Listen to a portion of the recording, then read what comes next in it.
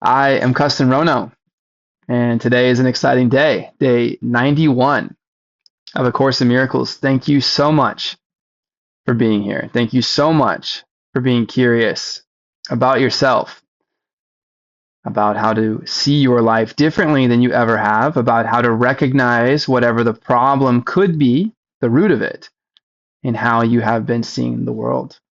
Specifically, we've been noticing our upsets and realizing that everything that is upsetting around us is a clue to how we are feeling internally, and that we are noticing incongruencies. Eat this, yet we feel sick. Saving this money, yet we have less over time. Do this for work, but we feel unfulfilled. What is it that would be in our best interest then?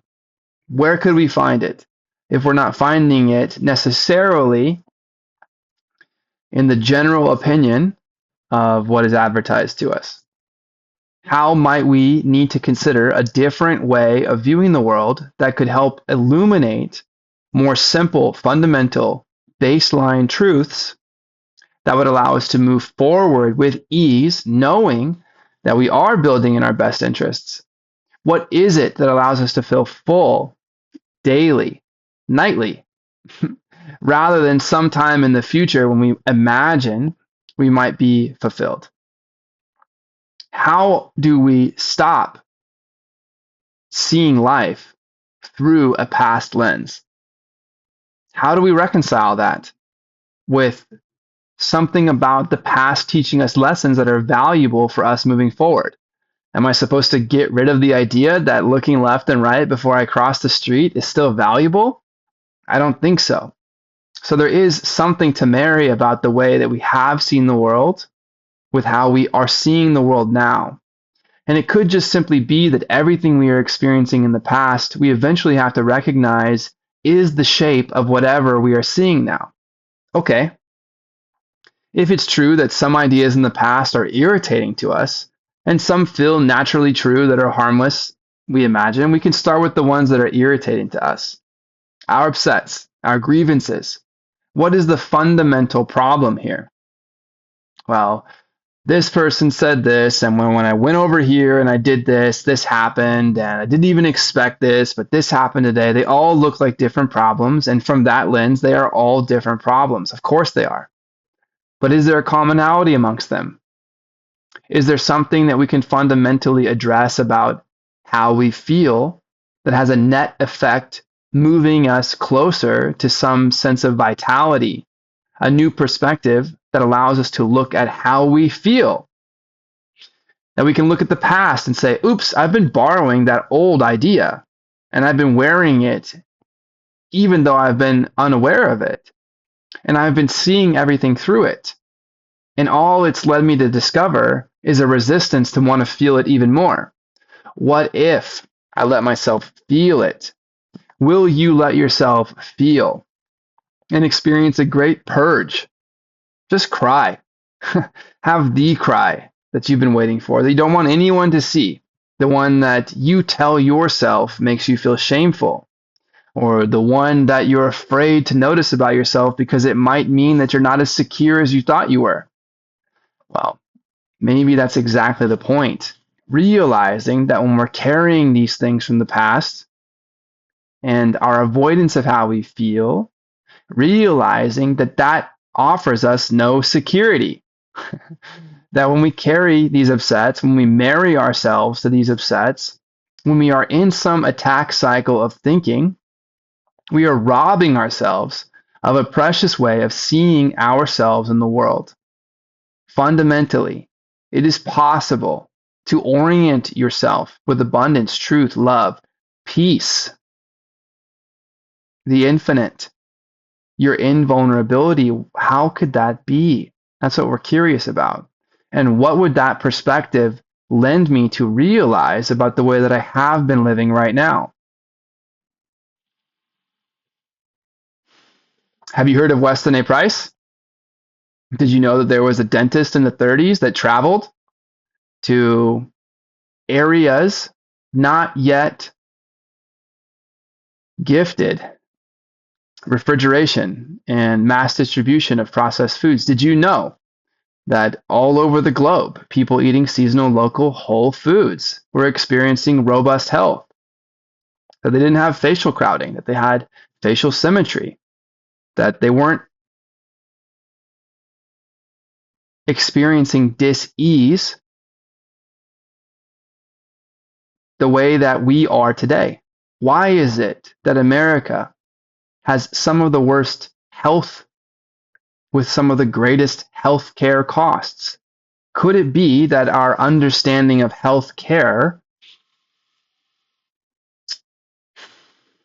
isn't what we think it is?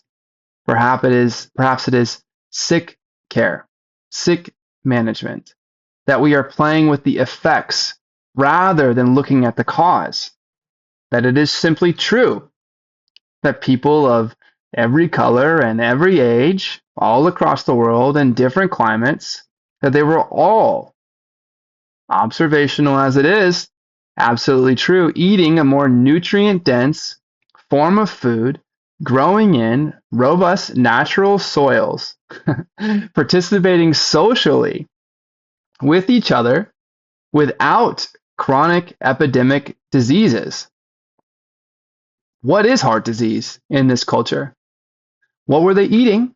Well, they were eating what you are told to be afraid of today. They were eating animal fat from a wild source, albeit, or one that is in its natural environment. They were eating the animal nose to tail, including its dairy, as a whole food, not heated and processed. Check out Louis Pasteur. See what he said on his deathbed. We are just off base from our natural way of being. And it's not to say that the technologies we have aren't exciting and that we need to abandon them. But there is some way that we have been in the past, which today's way of thinking is guarding us from noticing for whatever reason. I won't speculate there. But it is true that if you were curious, you're a human, right? And you care about your physical self. I mean, we've been seeing ourselves as physical selves and we're curious about our spiritual self. There's a significant overlap here. There is some fundamental other way of being exactly what you are that naturally supports itself and feels illogical or even miraculous if you happen to stumble upon it in today's system. Whatever system that is for you that you've accepted, if you hold it up to the light of truth, well, you'll see right through it if it's an illusion. And the same is true with food in the example I was trying to illustrate.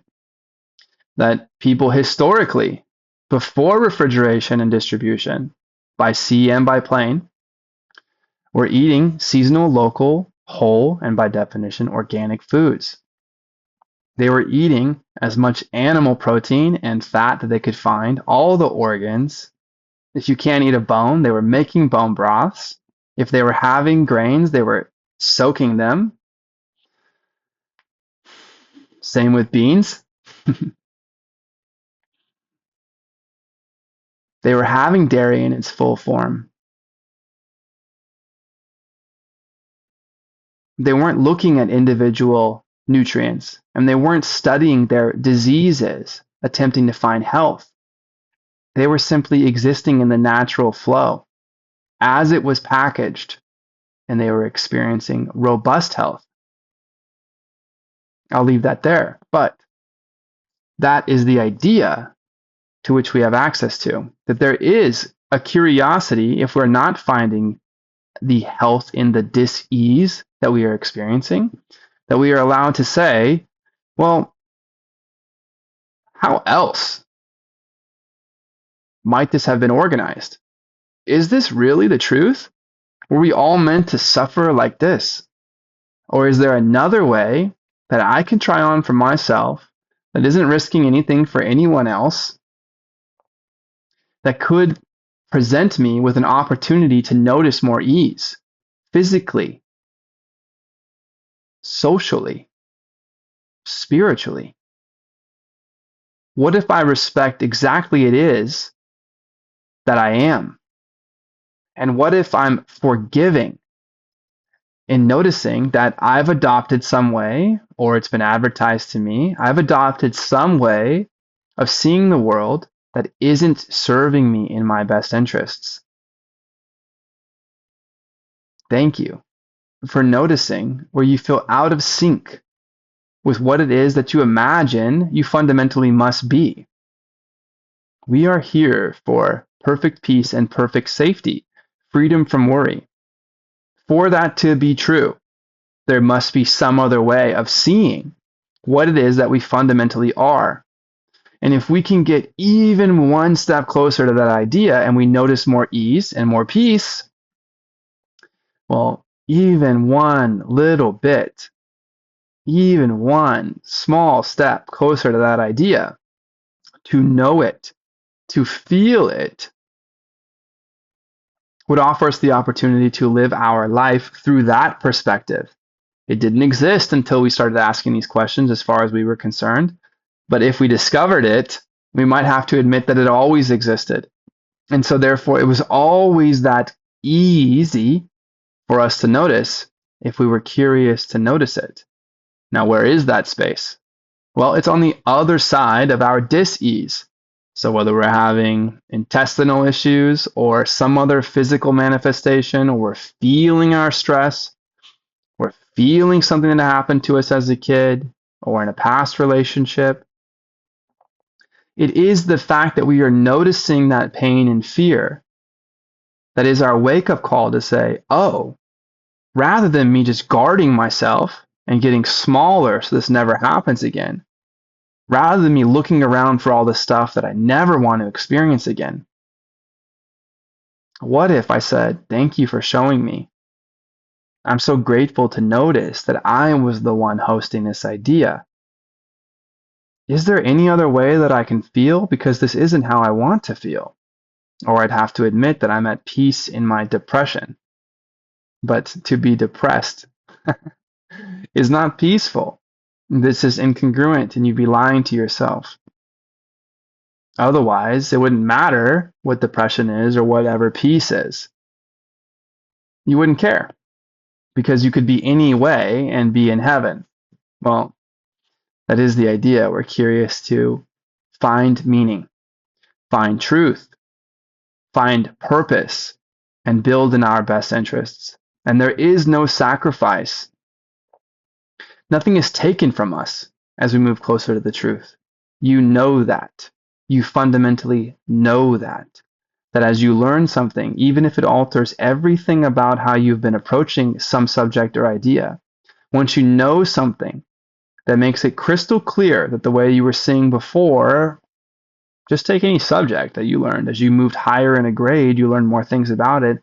Okay, now that that foundation's out of the way, actually, this is how it really works. And when you learn that aha moment, it's exciting. It's exciting. It's only if we see it as a threat that we get concerned. Again, imagine a mother, say, feeding her child exactly as she's told, and the child not experiencing health. She's been feeding it a standard American diet, a SAD diet. And then she learns about Weston A. Price, and she says, oh no, none of my friends are doing this. My doctor won't admit that this is okay.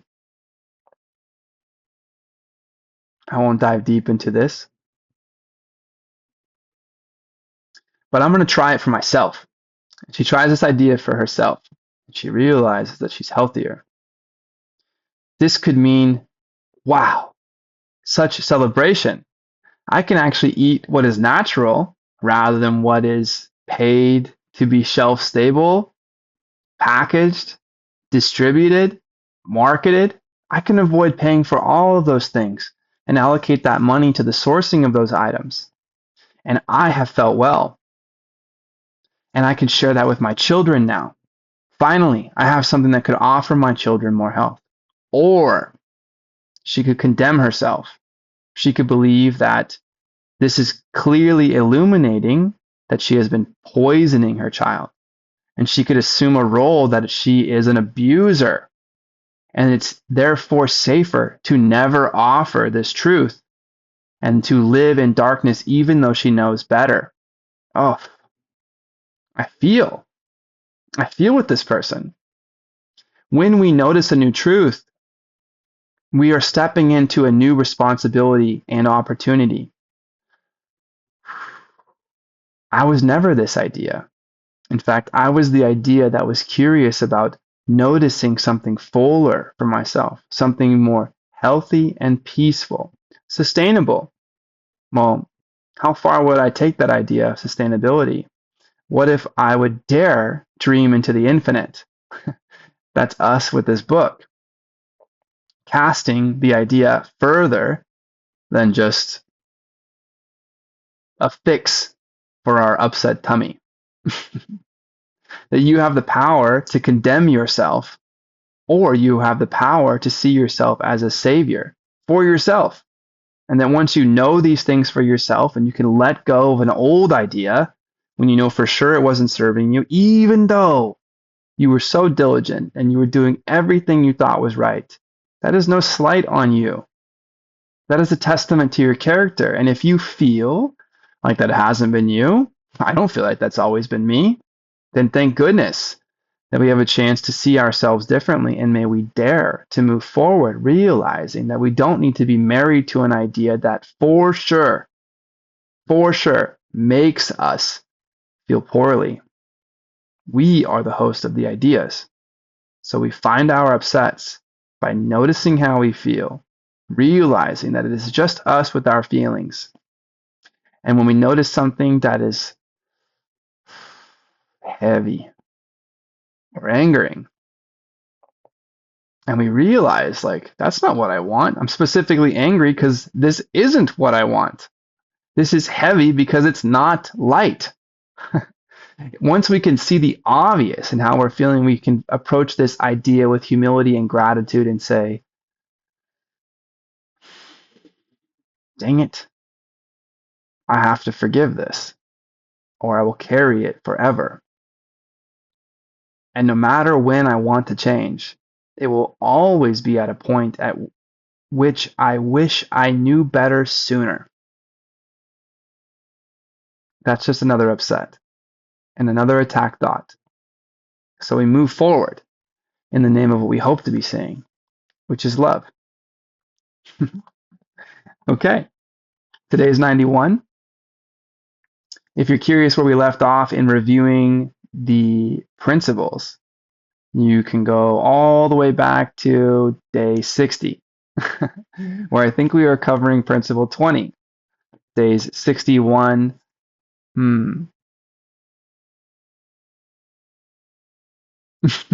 Maybe that's right. Maybe it's not right. You'll have to go back and look at the history.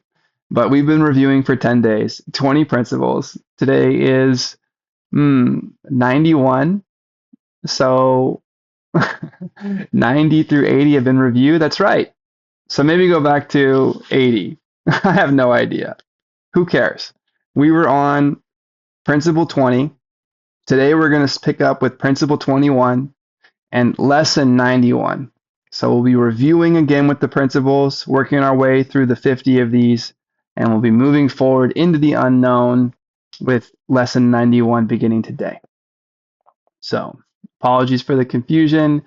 Thank you for your patience. I forgive myself. Let's roll. Reviewing principle 21. Miracles are natural signs of forgiveness. Through miracles, you accept God's forgiveness by extending it to others. Miracles are natural signs of forgiveness. Remember, they're expressions of love. Feel how we feel. Forgive it. Let it go. And simply notice what is already there. If you do this to the infinite, where will you be? Well, you'll be in a world without your upsets, so different than you've ever seen the world before. And you'll be wherever the world is that didn't have those things. What kind of world do you imagine God would have created for you? One full of condemnation or upsets? Or are those your ideas?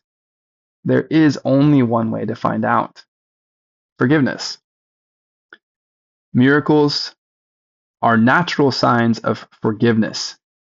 Through miracles, You accept God's forgiveness by extending it to others. This is you as the light of the world. This is your will to notice your highest purpose, to build in your best interest, to share whatever it is that you discover, if it is in the name of truth, with everyone around you. So love yourself, forgive someone else, and maybe you will see that it is worth loving them too. Lesson 91. Miracles are seen in light. Try this idea on. Please repeat after me. Miracles are seen in light. Miracles are seen in light. It is important to remember that miracles and vision necessarily go together. True vision, of course, seeing truth and letting go of illusion. This needs repeating and frequent repeating. I'll repeat it again. It is important to remember that miracles and vision necessarily go together. Miracles and vision go together. It is a central idea in your new thought system and the perception that it produces. The miracle is always there. Its presence is not caused by your vision. Its absence is not the result of your failure to see. It is only your awareness of miracles that is affected. You will see them in the light. You will not see them in the dark. I think yesterday we were talking about Santa Claus. If you were a kid and you believed Santa Claus existed, and then as an adult you realized that, maybe that wasn't true. At least not in the way that you thought it was true. Does that mean that Santa Claus was existing and then stopped existing? I don't know. You'll have to answer for yourself, but you'll probably arrive at the idea that, oh, wait, I thought Santa Claus was existing, but that was an illusion, or if we're being presumptuously harsh here, that was a lie. That was a lie. It was not the truth. So there was a truth existing at the same time. We were just unaware of it. It's not that it wasn't there. It's that we were seeing an illusion, and so we didn't know it was there. But the truth was always there. That's what this is saying. You will see miracles in the light. You will not see them in the dark. It is important to remember that miracles and vision necessarily go together. The miracle is always there. It's always there. This is a central idea for our new way of thinking and the perception that it produces. To you, then, light is crucial. While you remain in darkness, the miracle remains unseen. Thus, you are convinced it is not there. This follows from the premises from which the darkness comes. Denial of light leads to failure to perceive it. Denial of light leads to failure to perceive it. Failure to perceive light is to perceive darkness. The light is useless to you then, even though it is there. You cannot use it because its presence is unknown to you. And the seemingly reality of the darkness makes the idea of light meaningless. Okay.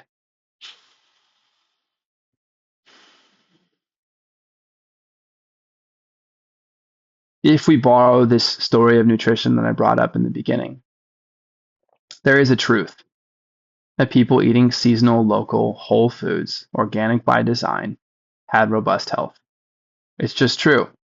Now, there are many stories and studies since then, all of them playing with some fraction of an observation and ultimately selling you something. It's confusing now, living in that world. And once we are in that world, we are only playing with darkness. There is actually still a truth, and you can find the book for it, and you can read about it. But if you didn't believe that health could be found through something natural, You will continue to look where you are told health is, but you are looking in a system of dis-ease. How are you ever going to find your health in there other than to keep getting sick and realize it's not here? How am I going to find health in sickness? How will you find light in darkness? Well, luckily for us, there is actually a way. It's by noticing how unhealthy dis-ease is, or how dark it is when we would like light to see. And we need light to see physically, and it is the sunlight that is charging you. It's a natural idea for you. Well, there's calm in the darkness, and these ideas can go on forever. But you understand the general premise here, that if you can feel how what you are experiencing is not what you want, then there is actually a way to find ease in dis-ease. It's by letting it go. To be told that what you do not see is there sounds like insanity. It is very difficult to become convinced that it is insanity not to see what is there and to see what is not there instead. Let's repeat that. To be told that what you do not see is there sounds like insanity. You see darkness.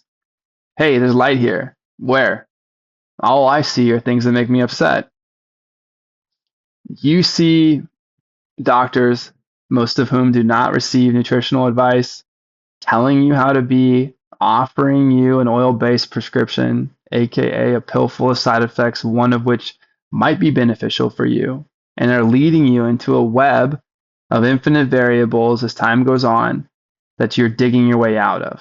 Like a relationship where you cannot connect with your partner and you're bickering over something truly meaningless, but it feels like saying who said what first at what time and trying to work your way backwards is somehow valuable.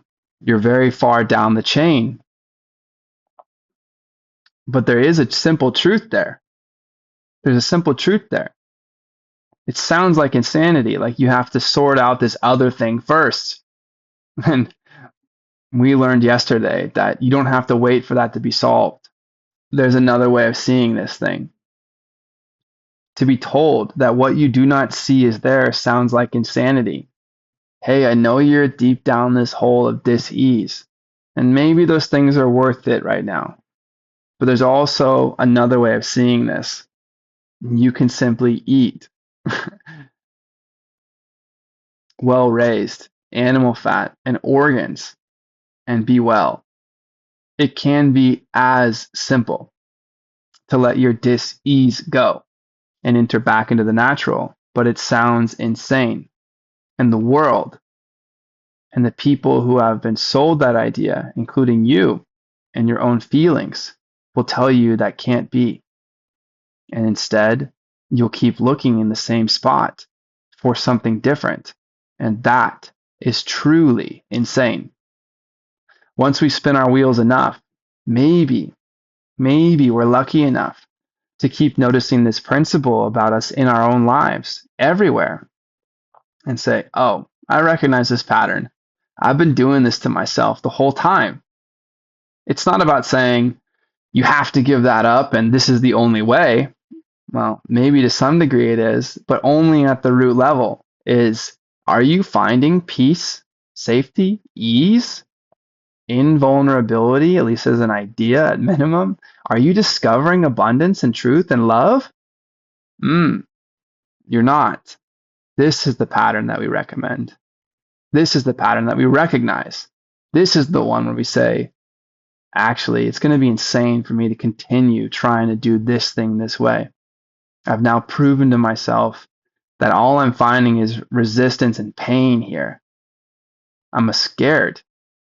I'm afraid to do it differently. But I would like to forgive the ways that I have discovered my upsets. And I'm curious about seeing life through a lens of what I actually want, rather than digging through the rubble and thinking I'm going to find something intact. It is very difficult to become convinced that it is insanity not to see what is there. It is very difficult to become convinced that it is insanity not to see what is there.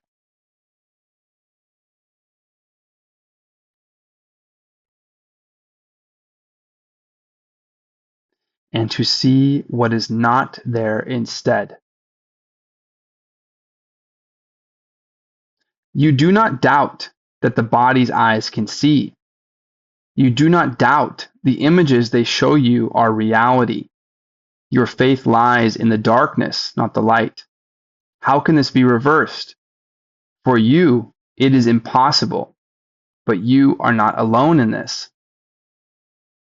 Your efforts, however little they may be, have strong support. Did you but realize how great this strength, your doubts would vanish. Did you but realize how great this strength, your doubts would vanish. You are supported. One small step. For the sake of the step, we turn around and look and we realize, whoa, I thought my thighs were burning and I was never reaching the top. But when I turn around and look, I'm shocked how far I've come. I've made it this far.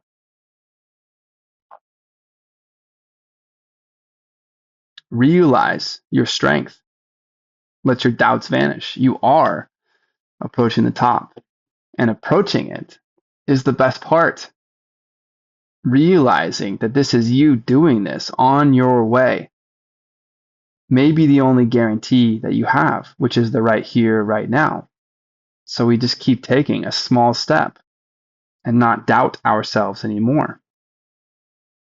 Today we will devote ourselves to the attempt to let you feel this strength. When you have felt the strength in you, which makes all miracles within your easy reach, you will not doubt. The miracles your sense of weakness hides will leap into awareness as you feel the strength in you. May you notice that you are more than what you thought you were. 3 times today, set aside about 10 minutes for a quiet time in which you try to leave your weaknesses behind. 3 times. 3. 10-minute sessions. We are interested in quiet, to leave our weaknesses behind. Do you want to carry your weaknesses with you? Or would you like to set them aside and see your strengths? This is accomplished very simply as you instruct yourself that you are not a body. Faith goes to what you want, and you instruct your mind accordingly. Your will, remains your teacher, and your will has all the strength to do what it desires. I like that. What is a will? It will.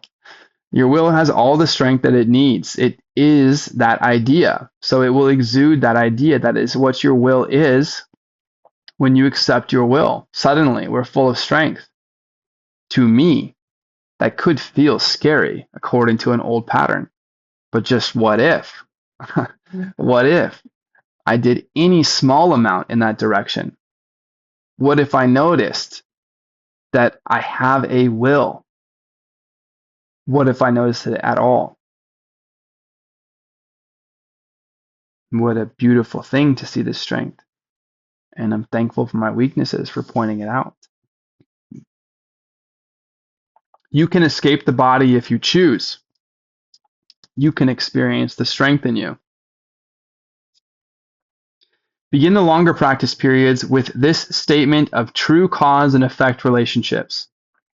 Miracles are seen in light. Please repeat this. Miracles are seen in light.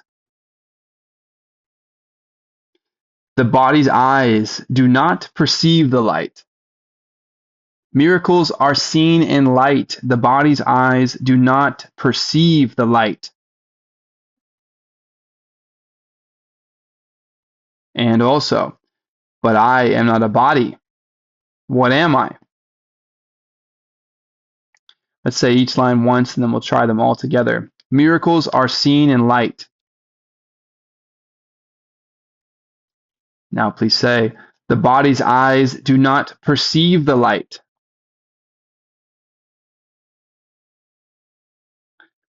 But I am not a body. What am I? And then all together, miracles are seen in light. The body's eyes do not perceive the light. But I am not a body. What am I?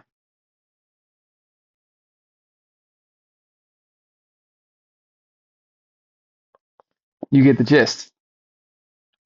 The question with which this statement ends is needed for our exercise today. Okay, you are not a body. What are you? I am not a body. What am I? Miracles are seen in the light, but the body's eyes do not perceive the light. I am not a body to see this light then. What am I?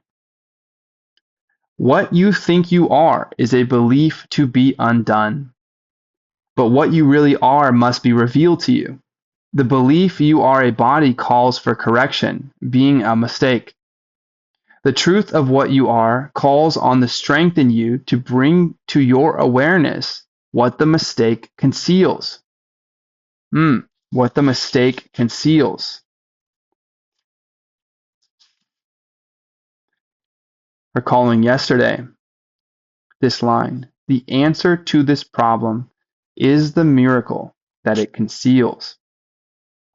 Today, the truth of what you are calls on the strength in you to bring your awareness to what the mistake conceals. If you are not a body, what are you? You need to be aware of what the Holy Spirit uses to replace the image of a body in your mind. You need to feel something to put your faith in as you lift it from the body.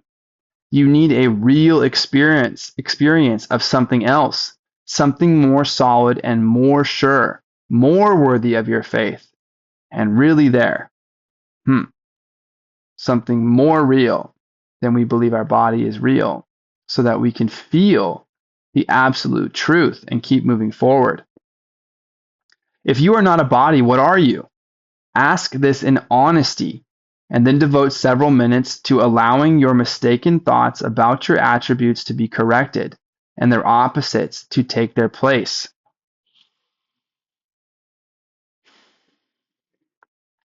Miracles are seen in light. Miracles are seen in light, but the body's eyes do not perceive the light. Miracles are seen in light, but the body's eyes do not perceive the light. I am not a body. What am I? I am not a body. What am I? Say, for example, I am not weak, but strong. I am not helpless, but all powerful. I am not limited, but unlimited. I am not doubtful, but certain. I am not an illusion, but a reality. I cannot see in darkness, but in light. We are saying, if you are not a body, what are you? Ask this in honesty and then devote several minutes to allowing your mistaken thoughts about your attributes to be corrected and their opposites to take their place. I'll try a few. I am not in lack. I am abundant. I am not fearful. I am in love. I am not vulnerable. I am invulnerable. I am not finite. I am infinite. In the second phase of the exercise period, try to experience these truths about yourself. Concentrate particularly on the experience of strength. To call yourself strong, powerful, unlimited, certain, a reality in light. These are strengthening thoughts. To call yourself weak, helpless, limited, doubtful, an illusion, and darkness. In darkness. Do these sound like strengthening thoughts? Concentrate particularly on the experience of strength. Remember that all sense of weakness is associated with the belief you are a body, a belief that is mistaken and deserves no faith. Try to remove your faith from it, if only for a moment. You will be accustomed to keeping faith with the more worthy in you as we go along. You will be accustomed to keeping faith with the more worthy in you as we go along. One step at a time. But you are worthy, powerful, abundant, and complete. And you are entitled to miracles. May you know abundance, truth, and love, and the unconditional. If you are aware of the unconditional love, then you are in the infinite, in the eternal. You are invulnerable if you are living in the love of unconditionality. Relax for the rest of the practice period, confident that your efforts, however meager, ooh, I like that. You have permission to be meager with your efforts. Just be yourself. Just be yourself.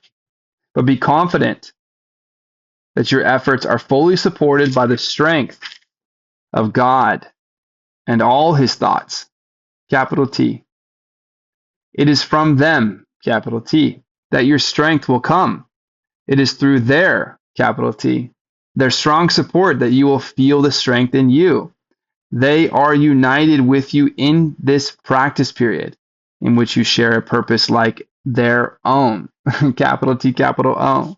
All right. God and all his thoughts, from them your strength comes. Their strong support is what strengthens you. They are united with you in this practice period in which you share a purpose like their own. You are sharing in God's thoughts and their purpose, his will, your will. What is will? You will. It is your strength and power and your recognition. What is fear? Try that on. Ugh. It makes you small, not want to look. Theirs is the light in which you will see miracles because their strength is yours. Their strength becomes your eyes that you may see. So God's thoughts have a purpose like their own. His will, the idea of his thoughts, become your eyes. Their strength becomes your eyes that you may see.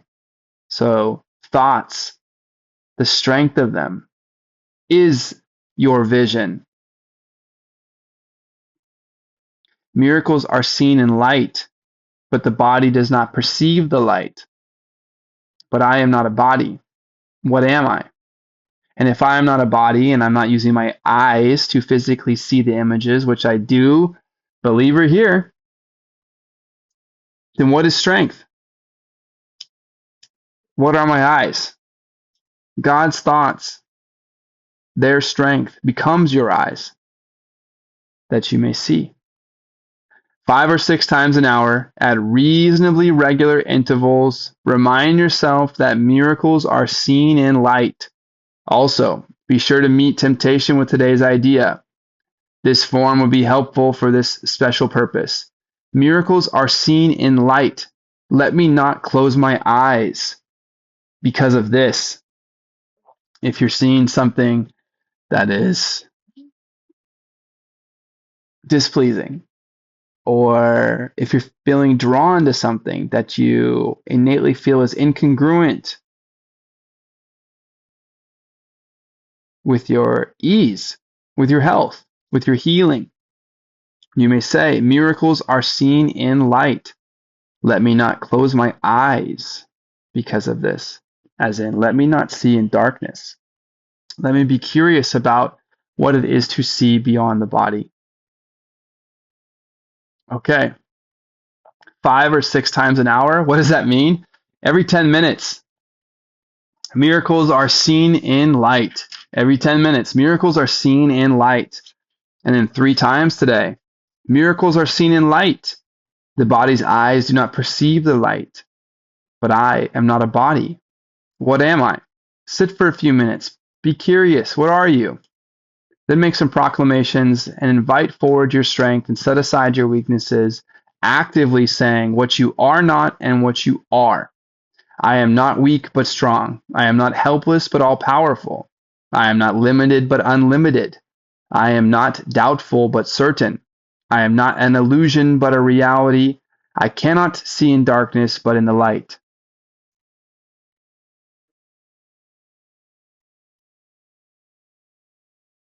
Sit with it. 3 10-minute periods.